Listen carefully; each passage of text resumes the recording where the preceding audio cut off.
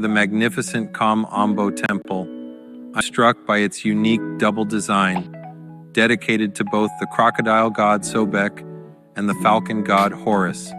This ancient marvel, built during the Ptolemaic period, showcases stunning reliefs that tell stories of fertility, medicine, and the Nile's bounty.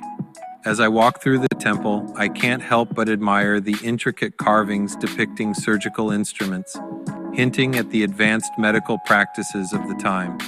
The temple's location along the Nile not only served a spiritual purpose but also acted as a vital center for trade and agriculture. Each column and wall whispers tales of ancient rituals and the reverence the Egyptians held for their gods. It's a breathtaking reminder of a civilization that thrived on innovation and spirituality, leaving a legacy that continues to captivate us today. The capitals of the temple's columns are different, and this was common in the Ptolemaic era. They were all known before this era, especially the so-called Hathor capitals, palm capitals, lotus capitals, and papyrus capitals. These are purely Egyptian capitals, and there is no doubt about their Egyptian style. The most common capitals in the Ptolemaic era are the composite capitals, which some see without justification or reasonable reason as a trace of the Corinthian capitals. As for us, we believe that they are purely Egyptian and the fruit of the artistic renaissance that flourished during the Site era, that is, in the 7th and 6th centuries BC, and aimed to revive ancient traditions, which produced many verses of Egyptian art. The explanation for this is that we know that the papyrus and lotus columns go back in their origin to the primitive columns, on which the roof was supported and whose heads were decorated with flowers.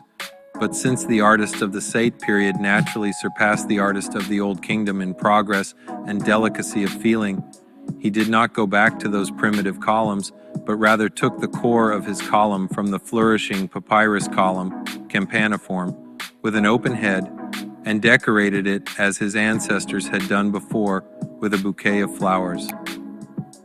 However, he chose flowers of several types instead of one type, such as the lotus or papyrus, as the artists of the Old Kingdom did. The many complex types of these new heads could not have been devised in a short period, but must have been the result of a long natural development.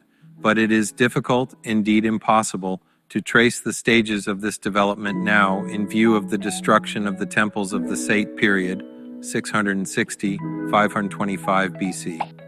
The appearance of all these types of heads during the 30th dynasty in the temple of Nektanebo-Seku, that is, in the middle of the 4th century BC, leads us to believe that the date of these heads must go back to an era before the 30th dynasty. If we examine all the different considerations, we find that the Sate period is the most suitable time for this because of the artistic renaissance and the peace and prosperity that prevailed there.